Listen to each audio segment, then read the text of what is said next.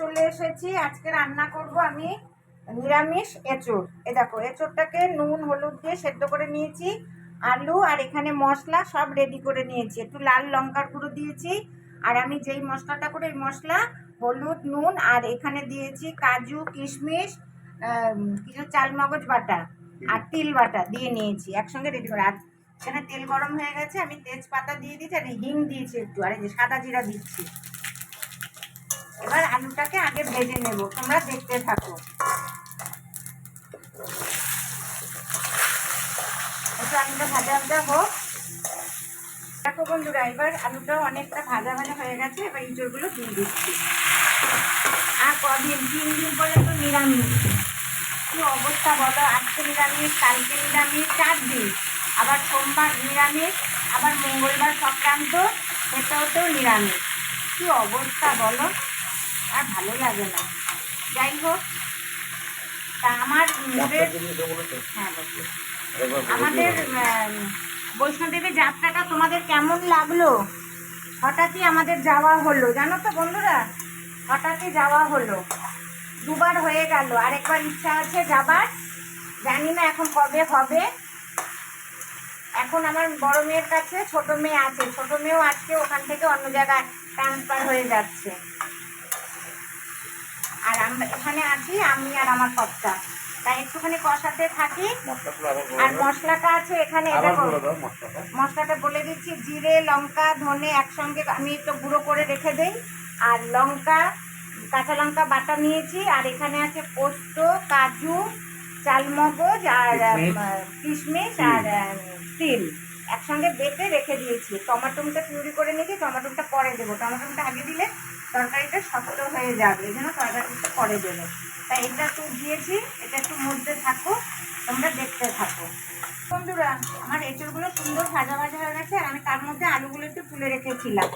আর এবার মশলাটা দিয়ে দিচ্ছি। দেখো, আলুগুলো দেবো। দুঃখের বিষয়, আমি দিল্লিতে গিয়ে মেয়ের ওখানে গিয়ে এঁচড় পেয়েছি, কাঁটা এঁচড় পাইনি। ওরা তো ছুরি দিয়ে তরকারি কাটে, আমাদের তো অভ্যাস নেই। আর ছুরি দিয়ে কি এঁচড় কাটা যায় বলো? একদিনও আমি তরকারি পাইনি এঁচড়, মেয়েকেও খাওয়াতে পারিনি। আমি কি বলে রাত্রিবেলা কোথায় পাওয়া যায় আমিও জানি না। এই প্রথম গেলাম, তাও মেয়ে বলে বলে দিয়েছিল বলে বাজারে গেছি, দোকানে গেছি, পার্কে গেছি। তোমাদের সঙ্গে তো গল্পই করলাম যে একটা পার্ক আছে, এত সুন্দর পার্কটা, চিন্তা করার মতো না। এবার টমেটোমের সস দিয়ে দিচ্ছি, মানে টমেটোমের সস না, পিউরি। টমেটোটাকে ঘষে নিয়েছি, এবার আলুগুলো দিয়ে দেবো। দেখো, এবার একটু ভালো করে কষাবো। একটু নিরামিষের দিন ভালো মতন যদি রান্না হয় না, ভালো লাগে না খেতে। আর ইঁচড় বলতে তো তাই, এই গরমের দিন আসলো, পটল আর পটল ভালো লাগে না, এই জন্য আজকে ইঁচড় আনলাম। তা তোমরা একটু দেখতে থাকো। বন্ধুরা, আমার ইঁচড় কষানো হয়ে গেছে, এবার ঝোল দিয়ে দেবো। ইঁচড়ও একদম মাংসের মতন করতে হয়, আর চিংড়ি মাছ দিলে তো আরও কোনো ব্যাপারই নেই।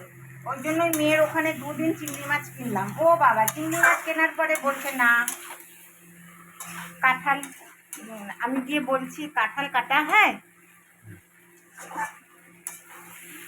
ওনারা কিন্তু কাঁঠালই বলে। তা ওনারা বুঝতে পেরেছে, তখন বলছে আর বাঙালি হয়। হ্যাঁ,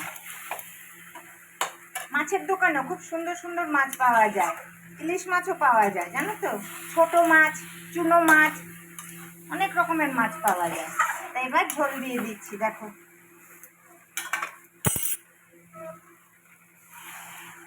ওই শঙ্কুমণি ছিল বলে দুজনে গেছি বাজারে, হাটে, তারপরে এখানে ওখানে দোকানে বলে বলে দিয়েছে, আমরা গেছি।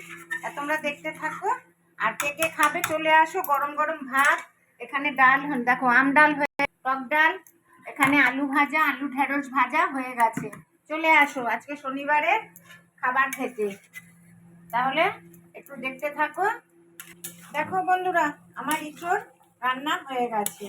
তাহলে তোমরাও এইভাবে ইঁচড় রান্না করো। আর এর মধ্যে যদি চিংড়ি মাছ পড়ে তো কোনো কথাই নেই, সোনায় সোহাগা হয়ে যাবে। ঠিক আছে?